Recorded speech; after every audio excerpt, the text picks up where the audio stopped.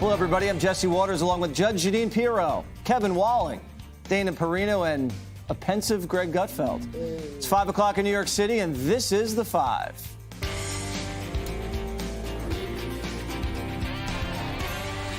Donald Trump making his triumphant return to Washington to unite the Republican Party. And it was, as the former president would say, a total love fest. Trump getting a rock star reception from congressional Republicans. At one point, House GOP members started singing happy birthday to him. Why don't we all happy? And Senate Republicans gave him a cake. Trump turns 78 tomorrow. The former president was on a mission to get everybody on board to win big this November and save America from the Biden catastrophe. Sources telling Fox News what went down in the closed-door GOP meeting. Trump ripping the Biden DOJ as dirty, no-good bastards over their lawfare campaign against him. He also called Joe Biden a dope.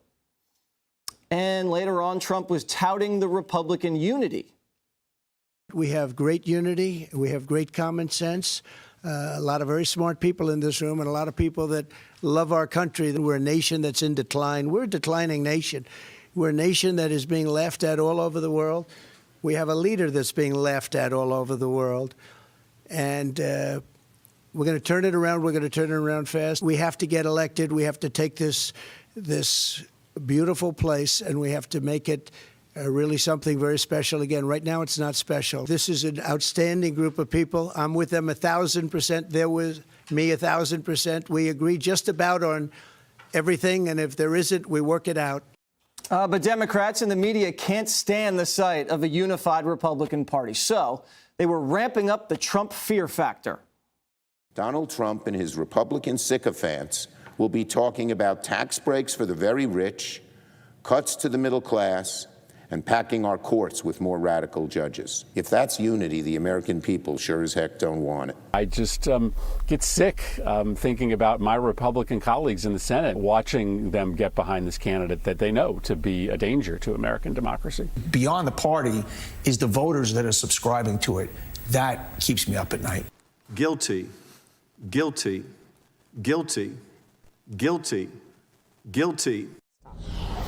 Jeanine, pretty significant. Donald Trump going to D.C., seeing all the House Republicans and all of the Senate Republicans, who some of them might not have had always the greatest relationship with, fully united around the former president. What does that mean? Specifically, Mitch McConnell, we might be talking about. Yeah, it looks like they were very unified, which is what the Republican Party needs. Donald Trump knows he needs a unified Congress, Republican Congress behind him. And, you know, it's amazing, first of all, listening to people like Adam Schiff and, you know, Donnie Deutsch and the rest of them. They're sickened. They don't sleep at night because half of America supports this man. You know, we never really talk about the Biden supporters. You know, we just say Joe Biden isn't with it. You know, we just feel badly for him. He should have at least the decency of having a family to let him retire with some dignity. But we never make fun of the people who support him. And that's the difference between Republicans and Democrats. But, you know, they said that Nancy Pelosi said Donald Trump will go to Washington to try to dismantle democracy again. What did he do? He talked policy. He talked about not allowing cuts to Social Security. He talked about a crackdown of the border, reversing Bidenomics, the inflation, the economy problem, making a U-turn on the Biden foreign policy. And we just heard about a 10-year deal that we've got going with Ukraine now. But it is, you know, it looks like they're starting on the right track. Donald Trump didn't once mention, you know, that there was a trial and it was unfair. And before this, he met with the heads of 3 banks. He met with Jamie Dimon and Jane Fraser, Brian Moynihan. And then he met with some of the other big business people. He met with Nelson Peltz. You know, he is doing everything right now, and the Democrats are in disarray because they can't believe that they've got this mess on their hands where they've got the progressives who are calling for the, you know, for the Jewish people to stand up and be identified in New York City on a subway car.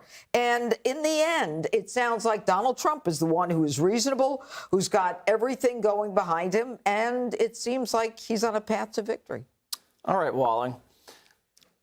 Here we go. Do you think the Republican Party is more unified, or do you think the Democratic Party is more unified? I think they both are. I mean, Donald Trump has this remarkable ability to now bring back people that have criticized him up, down, left, and center, to sit down with Mitch McConnell, who in the days after January 6th laid that completely at Donald Trump's feet, to sit down with other members who voted for his impeachment and bring them together where they're slapping backs and they're singing him happy birthday is extraordinary, I think. My takeaway from that closed-door meeting was the fact that he told Marjorie Taylor Greene to be nice to Speaker Johnson following that failed impeachment effort. And the fact that he's also doubling down on this failed nation rhetoric. We saw that in the press conference. We're going to see over the next 5 months if that actually resonates with the American people. He's really been on this track of taking down and tearing apart America in his speeches. And again, we'll see if that resonates with the American people. Dana P.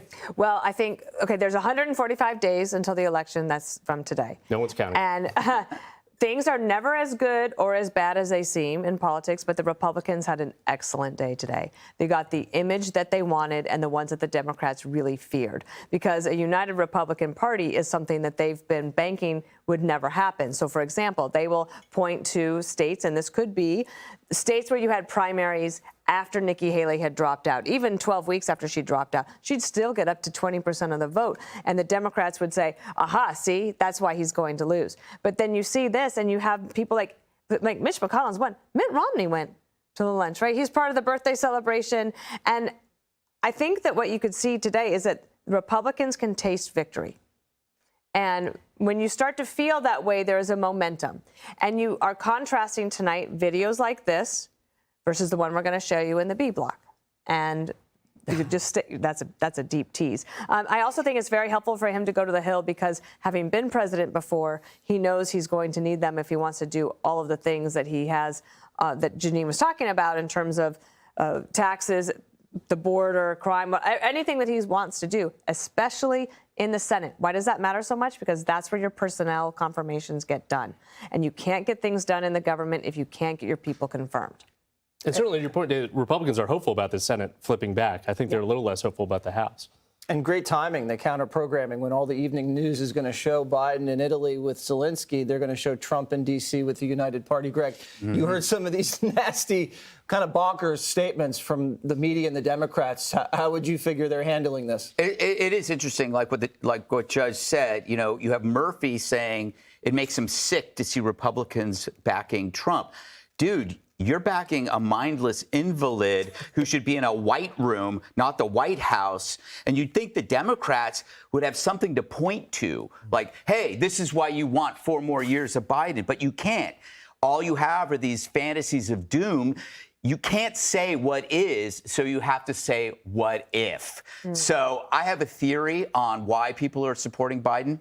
It's a right-wing op. The right has secretly infiltrated the Democratic Party to preserve an incapacitated candidate that is sure to collapse before November 5th. Seriously, because I have other examples, right? You have leftists targeting Jews at home, right? At home, smearing their homes with paint. That could be done by the Mossad. You have activists pushing to target children with gender ideology, hormones, and surgery. That could be done by the religious right, who, you know, after all, they predicted we're coming after your kids. You have progressives defending the influx of illegals by the millions, including criminals. That could have been scripted by Ann Coulter.